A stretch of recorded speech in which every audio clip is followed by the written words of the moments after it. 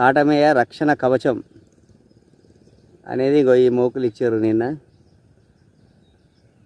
అయితే ఆడ కూడా మేము 4 రోజుల సంది కష్టపడ్డోళ్ళని పక్కకు పెట్టి ఈ తాళ్ళెక్కలనోడు పనికిరానోడు ఈ తెల్లబట్టల గౌన్లోళ్ళు దొంగలు వాళ్ళు మా దగ్గరే మోకులు గుంజుకొని వాళ్ళు పోయి స్టేజ్ల మీద కూర్చోరు. ఇక కష్టపడుతుంది రాజ్యం ఏడని ఉందా? లేదు. సరే పోనీ. కానీ ఇప్పుడు ఒకటి ఏమన్నాడంటే మన ముఖ్యమంత్రి గారు కళ్ళుల నీళ్ళెంత కళ్ళెంత అని అన్నాడు. అందరు వాళ్ళు కిలకిలే నవ్వారు అందరు అక్కడ ఉన్నోళ్ళు. అయితే మనకు ఇది చరిత్ర చూసుకుంటే ఏముందంటే ఇది కళ్ళు అంటే ఎల్లమ్మ, నీళ్ళంటే గంగమ్మ, తల్లి పిల్ల కలయికతోటే ఈ గౌడన బతుకుతాడు. అయితే ఆనాడు ఎల్లమ్మ ఏమని చెప్పిందంటే మరి మేము 6 నెలలే ఈ కళ్ళు అవుతుంది, మళ్ళీ 6 నెలలు కాదు, మరి ఎట్లా బతకాలి అని చెప్తుంది. అంటే తాడు ఎప్పుడు 365 రోజులు ఒక కళ్ళే గీస్తే ఆ కలియుగము ఇప్పటితోటి అంతం కాదు, పుట్టేది ఉంది, పెరిగేది ఉంది. తాడి చెట్టుకు కూడా వానకాలంలో పురుడు పోసుకునేది ఉంటుంది, దానికి కూడా టైము. ఎందుకంటే సంతాన ఉత్పత్తికి టైం ఉంటుంది, ఈత చెట్టుకు కానీ తాడి చెట్టుకు కానీ.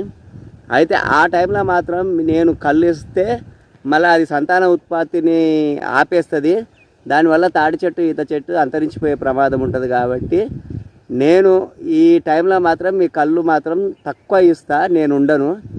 అయితే నేను మా తండ్రి పరమశివుడు మా తల్లి గంగమ్మని తోలిస్తాడని చెప్తాడు. అంటే గంగమ్మ అంటే ఏనో 1000నో 100నో ఒక తాడు ఉంటుంది, అది ఏదో మురిముంతంత కళ్ళు పడ్డా సరే మా అమ్మ వచ్చి అలా జైలు అవుతుంది. కాబట్టి నీకు మొకాల అది మురిముంత కళ్ళున్న మొకాల కాడికి అన్నం ఉంటుంది అని చెప్తుంది. ఎవడు ఎల్లమ్మ దివనాడుతుంది మాకు. అయితే మేము ఇప్పుడు చేసింది కదా, ఆ దేవతల నాడే మాకు ఇచ్చిన వరం అది. అయితే మరి ఏమంటుందంటే మరి ఈ గంగమ్మ వస్తే మరి కళ్ళు ఎల్లమ్మని ఎవరు దావరు కదా అని ఈ గమలాయన అంటే అప్పుడు ఏమైతే ఊరవతల జాంబవంతుడు ఉంటాడు, ఆ జాంబవంతుడు నేను తోలిస్తా అని చెప్తాడు. ఎవరికి? గమలాయనకు. అయితే ఆ గమలాయన ఏమంటాడంటే మరి ఆయన రుణం నేను ఎట్లా తీసుకోవాలి అమ్మా అని ఎల్లమ్మని అడుగుతాడు గమలాయన.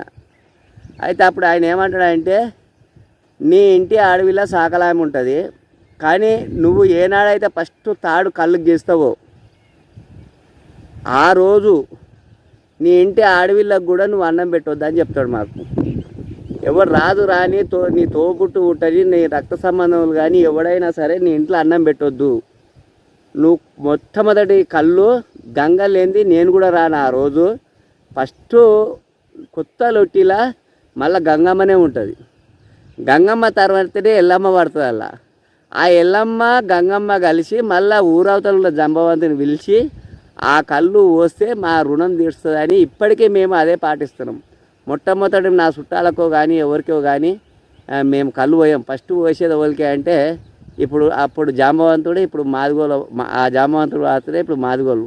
అందుకని ఆ రుణం అట్లా తీర్చుకుంటున్నాం. ఏదో మేము నీళ్ళాపాలైతే ఎల్లమ్మ కళ్ళు, గంగమ్మ శివుని భార్య, వీళ్ళిద్దరి కలయికతోటే మాది. అంతేగాని మేము నరుడు చేసింది కాదు, మేము చేసుకున్న పాపం కాదు. ఈ దేవతలనాడే ఇచ్చిన వరం మాకు. అది మురుముంత కళ్ళు ఉంటే మొకాల కాడికి అన్నం అనేది మాకు ఎల్లమ్మ ఇచ్చిన దేవనార్తి. అంతేగాని మేము ఇది హెచ్చరి చేసేది కాదు, అది కాదు. ఈ చరిత్ర తెలుసుకోవాలి. ఈ చరిత్ర తెలుసుకోవడం కూడా అందరికి షేర్ చేయరు దయచేసి. ఇది ఏదో కించపరిచే విధంగా మనని అంటుర్రు, అది కించపరిచేది కాదు. ఇది సృష్టికి కూడా తాడి చెట్టు ఎప్పుడు కళ్ళు వాడితే దాని ఇత్తనోత్పత్తి తగ్గిస్తుంది, దాని సంతాన ఉత్పత్తి తగ్గిస్తుంది. కాబట్టి దానికోసం 6 నెలలు తాడు కూడా రెస్ట్ తీసుకుంటుంది.